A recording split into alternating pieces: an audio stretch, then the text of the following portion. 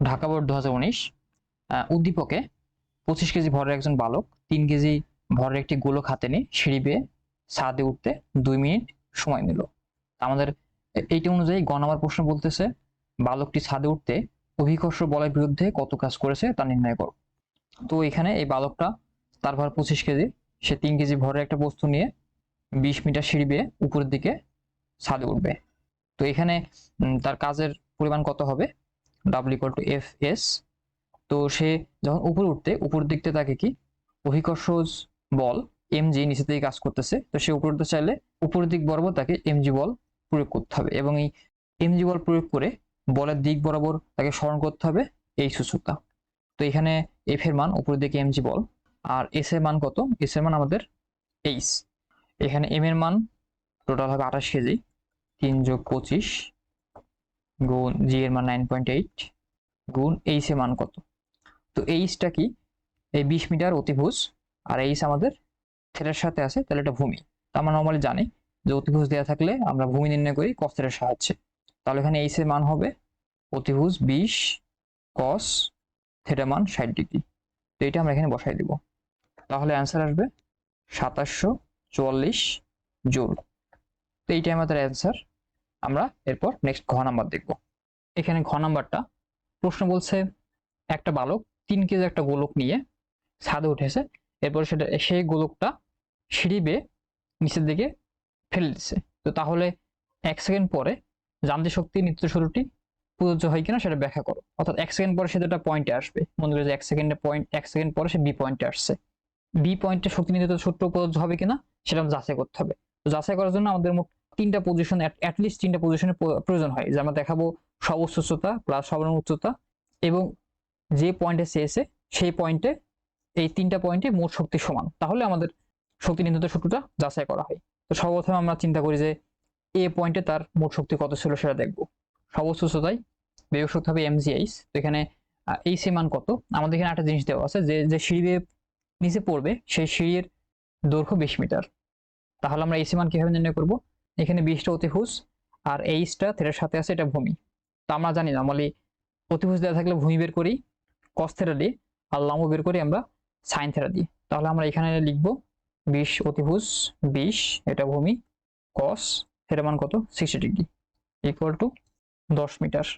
তাহলে এই উচ্চতায় আমাদের এইচ এর মান 10, জি এর মান 9.8, আর ভর দেওয়া আছে কত 3 কেজি ইকুয়াল টু 294 জুল।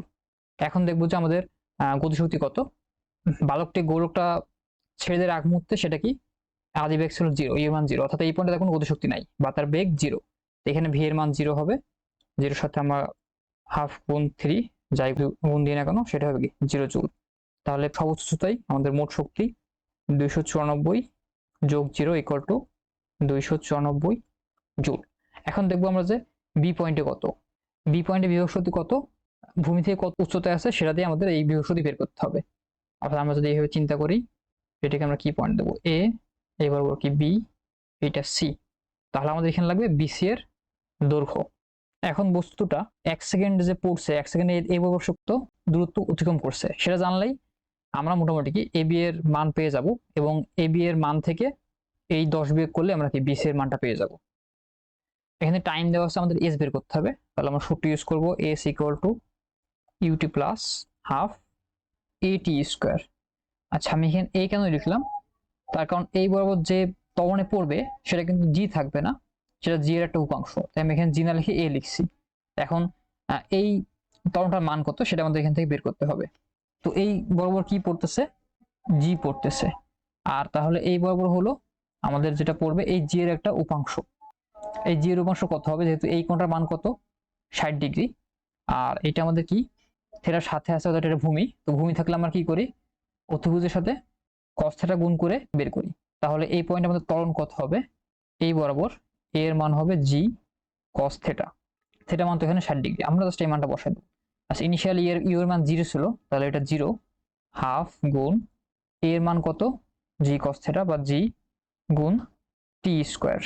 আমরা জাস্ট এখানে মানগুলো বসাই দিই, হাফ গুণ 9.8 গুণ cos 60 ডিগ্রি গুণ, যেহেতু 1 সেকেন্ড ধরে পড়ছে তাহলে 1 স্কোয়ার, মান আসবে 2.45 মিটার। তো এই এ থেকে বি পয়েন্ট পর্যন্ত কত আসছে 2.45 মিটার। তাহলে খাড়াখাড়ি ভাবে এ থেকে বি এর দূরত্ব কত হবে? এ বি ভূমি, তো আমরা কসটা দিয়ে বের করবো। এ বি ইকুয়াল টু অতিভুজ কত, এই পয়েন্ট থেকে এই পয়েন্ট 2.45 গুণ কস থেটা, থেটা মান 60 ডিগ্রি, ইকুয়াল টু 1.225 মিটার। তো এ বির মান পাইছি 1.225। তাহলে বিসি মান কত হবে? 10 থেকে 1.225 বিয়োগ করতে হবে, 8.775। তাহলে আমরা এখন এই পয়েন্ট বিভক্তি নির্ণয় করতে পারবো যে এমজিএইচ, এম এর মান 3 গুণ 9.8, এইচ এর মান 8.775 ইকুয়াল টু 257.985 জুল। নেক্সট গতিশক্তি নির্ণয় করবো। তো গতিশক্তি নির্ণয় করতে হলে আমাদের ভি বের করতে হবে। তো আমি এর আগের ভিডিওতে দেখাইছিলাম যে যদি একটা বস্তু ঢালু পথে এই পয়েন্ট থেকে এই পয়েন্ট যদি আসে তাহলে তার যেটা ভি হবে, বস্তু যদি খাড়াখাড়ি হয়ে নিচে পড়তো তার যেটা ভি হইতো সে ভি দুইটা কি সেম হবে। এইটার সাহায্যে আমরা এই ভি এর মানটা সহজে নির্ণয় করতে পারি। সেটা কি হবে? আমরা জাস্ট কি করব, খাড়াখাড়ি ভাবে ভি এর মানটা বের করবো। তো ধরে নেবো যে বলটা যদি এখান থেকে এই পয়েন্টে পড়ে, তখন তার ভি কত হবে, তার যেটা ভি হবে সেই ভিটাই কি এই ভি এর সমান। তো এই ভি এর মাধ্যমে আমরা কি এই ভিটা বের করে ফেলবো। খাড়াখাড়ি ভাবে চিন্তা করি, ভি স্কোয়ার ইকুয়াল টু কি দেখতেছিলাম, ইউ স্কোয়ার প্লাস 2, খাড়াখাড়ি ভাবে জি ত্বরণ জিএস। তো ইউ তো এখানে ইনিশিয়াল 0 ছিল, তাহলে ভি স্কোয়ার মান হবে হাফ গুণ এম গুণ 2GS। এখানে এস এর মান কত, খাড়াখাড়ি ভাবে কতটুকু পড়তেছে 1.225 মিটার। এম এর মান 3 গুণ 9.8 গুণ 1.225 ইকুয়াল টু 36.015 জুল। তাহলে এই বি বিন্দুতে বিভব শক্তি কত, 257.985 জুল প্লাস গতিশক্তি বি পয়েন্টে 36.015 জুল ইকুয়াল টু 294 জুল। তো আমরা কিন্তু দেখতে পাচ্ছি যে এই বিন্দুতেও তার যে গতিশক্তি, বি বিন্দুতেও তার যে গতিশক্তি। তো যেহেতু যাচাই ক্ষেত্রে আমরা কি বলছিলাম, আমরা অ্যাটলিস্ট 3টা বিন্দুতে বের করবো। তো আমরা এখন যেটা বের করবো যে একদম লোয়েস্ট পয়েন্টে কত, সি বিন্দুতে কত, সি বিন্দুতে বিভব শক্তি কত হবে। যেহেতু একদম এটা ইনিশিয়াল পয়েন্ট, তার মানে কি এস এর মান আমরা 0 ধরবো, অর্থাৎ 0 গুণ এখানে 9.8 এখানে 3, আলটিমেটলি কি সি বিন্দুতে বিভব শক্তি 0 জুল। এখন এই পয়েন্টে গতিশক্তি কত, তা আমরা সেম আগের কনসেপ্টটা ইউজ করব। এখানকার সি পয়েন্টে তার গতিশক্তি কত সেটা বের করবো। এটা বের করলেই এটা বের করা হয়ে গেল, যেহেতু সমান। তাহলে এই সি পয়েন্টে এখানে এস এর মান কত হবে, এ থেকে সি এর দূরত্ব অর্থাৎ কি 10 মিটার। এস এর মান আমরা এখানে 10, জি এর মান এইভাবে তো জি এর মান 9.8 গুণ এম এর মান 3, তাহলে অ্যান্সার আসবে 294 জুল। তাহলে আমরা সি বিন্দুতে বের করব বিভব শক্তি 0, গতিশক্তি 294, ইকুয়ালটা আমাদের কত আসতেছে 294 জুল। তো এইটা আমাদের অ্যান্সার বা প্রমাণিত।